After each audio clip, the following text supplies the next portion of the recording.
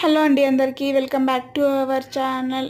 ఈజీగా తొందరగా అండ్ టేస్టీగా ఉండే చికెన్ బిర్యానీ ఎలా చేయాలో చూసేద్దాం. అది నా స్టైల్లో. ముందుగా అయితే స్టవ్ పైన ఒక బాండ్లీ పెట్టుకొని అందులోకి ఒక స్పూన్ గీ కొంచెం అంత ఆయిల్ యాడ్ చేసుకొని హోల్ గరం మసాలా కూడా యాడ్ చేసుకోవాలి.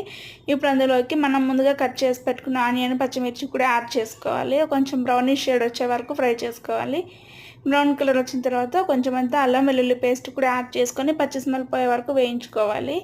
అందులోకి సన్నగా కట్ చేసి పెట్టుకున్న టమాటాలు కూడా వేసుకొని మగ్గించుకోవాలి.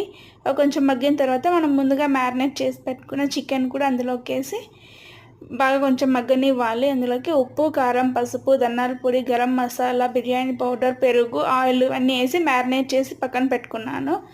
అవి కూడా కొంచెం మగ్గిన తర్వాత ఈ ఉప్పు కారం చూసి యాడ్ చేసుకోవాలి. ఈ గ్లాస్తో 2 గ్లాసెస్ ఆఫ్ రైస్ వేసాను.